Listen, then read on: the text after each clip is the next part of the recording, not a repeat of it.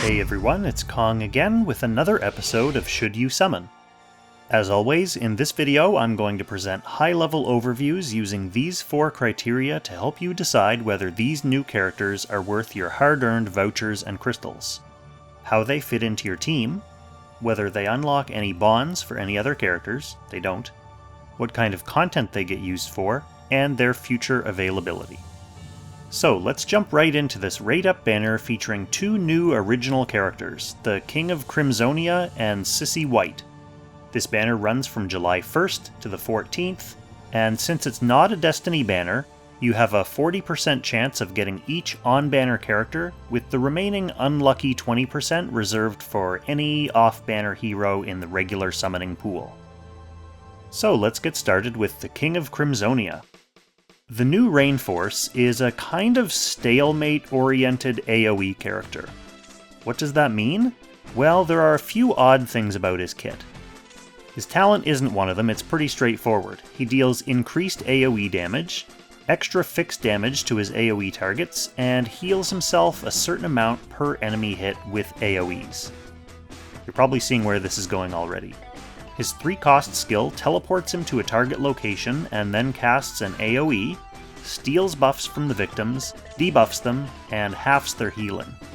It also has a passive effect that basically cloaks him for a turn after he's attacked. It reduces incoming AoE damage by 25%, strips 3 of his debuffs, and makes it so he can't be targeted. We've seen a version of this effect before on Tsubame. Finally, he has a 1-cost revive skill that he can actually recharge. After he deals damage to enemies 5 times, then his revive will be ready to use again. His troop bonuses are pretty defensive too, with plus 30% to hit points and defense and plus 20% to magic defense. He's a member of Mythical Realm, buffed by Gizaroth and the Sage of the Trees, Dark Reincarnation, buffed by Bozel and Licorice, and Origins of Light, buffed by Dehart, Jugler, and Freya. So this is another one in a string of kind of interesting niche units that are just getting dumped into Origins of Light. For bonds, he doesn't unlock anyone else's bonds, at least for the time being, and for his own bonds, he needs Brenda for his defensive bond and Shalinka for his attack bond. For content, in PvE, he's on faction for Leviar and Valkyrie in the Eternal Temple, and Jormungandr and Fenrir in Ancient Beckoning. I don't think he'll end up being a meta pick for either of those. The closest thing he'd be able to do is basically cover Bozel's Fenrir job with Black Hole and Decay and Starfall, if you don't have any of the heavy hitters. On the PvP side, the trouble with characters with survivability gimmicks like this is that good opponents will always find ways around them. So if you're not also contributing something specific to the team, there'll usually be better options. He has some half-decent debuffing capability, but it's not overwhelming. His extra fixed damage might come into play against teams with little to no fixed immunity, but it is a gamble. He didn't make a big splash in China anyway. For availability, he's a brand spankin' new character, so there's nothing coming up on the predicted banner schedule quite yet. Like all new characters, one of them will end up on a Destiny banner, and one of them will end up on a rate-up banner at some point around the 6-month mark, so we'll just have to wait and see. Another few weeks and we should know which is which. Next we'll move on to Sissi White, and we've seen her early on in the Act 1 story already. She's another gimmicky character. Sorry, the polite way to say that is a character with some unique mechanics. This is another token collecting and spending character, kind of like Florentia. Like Florentia, she's also a utility-oriented healer. Here's how her token mechanic works. At the start of the turn, she gains 1 or 2 tokens, depending on her star level. It's 2 at 6 star. At the end of her turn, she can spend 2 tokens to summon a generic infantry, lancer, or cavalry mercenary. She can only have 1 on the field at a time, though.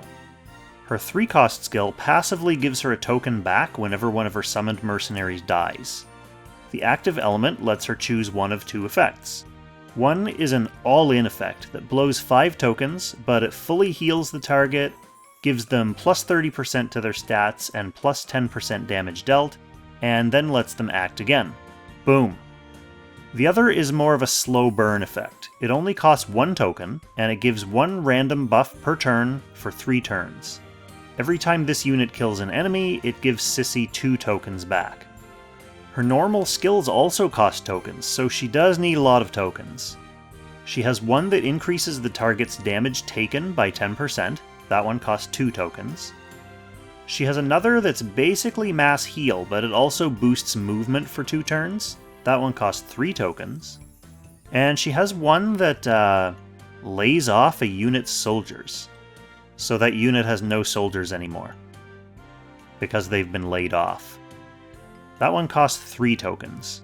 She doesn't have any unique equipment yet, but it's reasonable to assume it'll have something to do with her token accumulation when it does get released. She's a member of Legion of Glory, buffed by Ledin, Elwyn, and Grenier, and Princess Alliance, buffed by Luna, Shelfaniel, and Christiane. For bonds, she also doesn't unlock anyone else's bonds quite yet, and for her own, she needs Almeda for her defensive bond and Illustrial for her attack bond.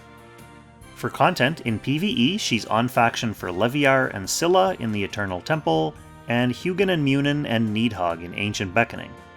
For Hugin and Munin, she does at least have mass attack, and she has the benefit of always being able to have a summon available to eat the big stomp, since they cost 2 tokens, and she'll gain 2 tokens per turn at 6 star. But even then, I don't think she'll shake up the meta comps for that fight. On the PvP side, she has an Act Again. As we know, Act Again skills are always scary.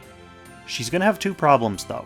1, the entrenched meta healers are super powerful, so you probably won't have a spot on the roster for her unless you're missing one. 2, the token economy.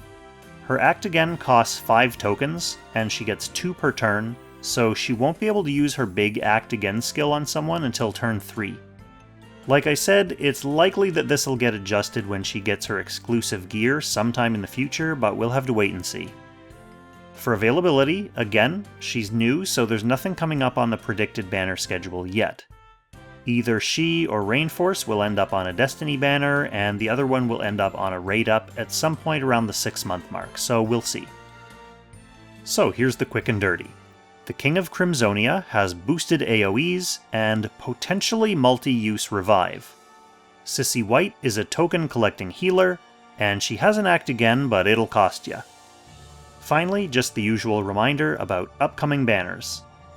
Next week we should be getting the return of our annual Valentine trade-in event banners. This year, we've got Luna and Dehart on one, and Werner and Rosalia on the other. These banners are a pretty generous way to get one or the other character. Unlike the normal Space-Time Essence trade-in mechanic, you get a trade token no matter who you summon, even if they're not already 6 star. You can then trade 50 shards of one banner hero for 60 shards of the other, which is enough to actually summon them from scratch. The worst result would be pulling an off banner, since you would still get the trade token, but no shards to trade. That is, unless you save up some shards beforehand. But there's only a week left to do that, plus the 2 weeks that the banners are actually active. The week after those event banners launch, we should be getting a new Destiny banner featuring young Jessica, even younger Jessica, and Akka. That's a pretty interesting banner for unique Legion of Glory mages, but it's worth its weight in gold for Tiny Jess alone. And with that, that's going to be it for this episode, so I hope you found this video and these summaries helpful. Let me know in the comments if you plan on summoning for either of these unique and arguably niche characters, or if you're saving up for the upcoming Ronin Warriors crossover banner, which will be happening next month. I like new characters, I like Rainforce, I like the idea of Sissi White, so I'm probably going to put at least a few summons into this banner just to see who I can sneak away with. It'll depend on how expensive it gets. But other than that, I'm definitely going to be saving up for hopefully getting both of the collab characters. The collector in me really hates to see a crossover go by without adding those to my roster. As always, thank you so much for watching, and I'll catch you in the next Should You Summon. Extra special thanks, of course, to our Langrisser tier channel members Levitt, Derek Gunderson, Kyle Greer-Brown, William Householder, and welcome to Kate Soon. Thanks as well to all of our Gold tier members for your generous support.